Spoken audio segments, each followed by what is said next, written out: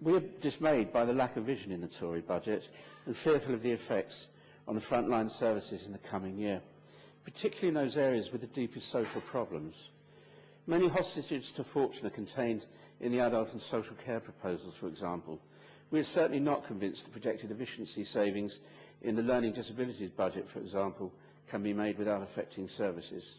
And expectations that a switch to direct payments and self-directed support will make substantial savings are misguided. And I agree with Councillor Hamilton. Many people in this city simply can't remember what day their dustbin is supposed to be emptied. They just live in hope that one day it will happen. Proposals to address climate change are modest in the extreme in this budget. School budgets affected by the single status levy, made necessary by the dithering of the last administration and this one, will be put school budgets under even greater pressure. And incidentally, on the jobs front, I can tell you that 57 city clean posts have gone, and that accounts, I would imagine, for the poor service we're all experiencing in emptying our dustbins, or wheelie bins as we have now. We shouldn't forget, of course, the shabby treatment Brighton and Hove receives from the Labour government through the local government finance settlement each year, and year on year. The main elements of our 6 budget amendments clearly reflect the Green Party's priorities. We are seeking to cut Brighton and Hove's carbon footprint, reduce fuel bills, produce warm and healthy homes, and create local jobs, provide value for money support through third sector agencies to the more vulnerable members of our community, help to reduce the traffic chaos and improve road safety around the city's largest school campus, and ensure more people in the city's party zones can sleep sweetly at night. Now, Amendment 1 puts us out of line with everybody else in this chamber because we really do believe there is a case for a slight increase in the council tax proposals that the Conservatives have put up. And I can see Councillor Syed Khan shaking his head in his normal view of short-termism. But what we're suggesting is actually very, very important. We recognise through this amendment the benefit of insulating the roof spaces and cavity walls of all the city's private sector housing where this is structurally possible. This is owner-occupied and rented housing, by the way. It is an ambitious programme that will cost the Band D council taxpayer a little more than 10p a week, the cost of 10 million in prudential borrowing over a period of 20 years. This borrowing will be used alongside other grants to produce a spend of about £27 million. We haven't forgotten the need for insulating council houses, and we're pressing for these to be included, this need to be included in the local delivery vehicle plans. On the private sector front, we recognise 10 million is a big commitment, but it's a commitment to meet a big challenge. It represents a 0.5 addition to the annual council tax bill, but we should be encouraged by the example of Kirklees, where a Conservative administration, prompted and guided by a Green councillor, has introduced a very successful free insulation scheme funded partly by prudential borrowing. This is also a spend to save scheme, and it has many benefits for the city that can be summed up in the 3 E's for insulation. The first one is energy saving. The scheme will reduce energy needs and cuts fuel bills by an average of about £150 a household at today's prices. And as prices rise again, as they most certainly will in the near future, as the world begins to run out of oil and gas, the savings will be even greater.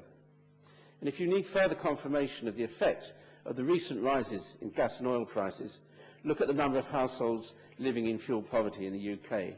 Consumer Focus estimates their number rose to 4.4 million by early 2008, more than double the number in 2003. And here's a gold-plated indicator.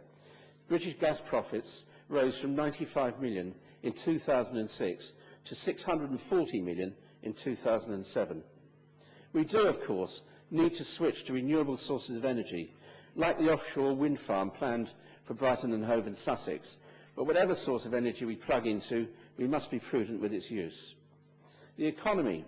Insulating homes will create jobs and training opportunities in Brighton and Hove, and we need more jobs, as we've heard already.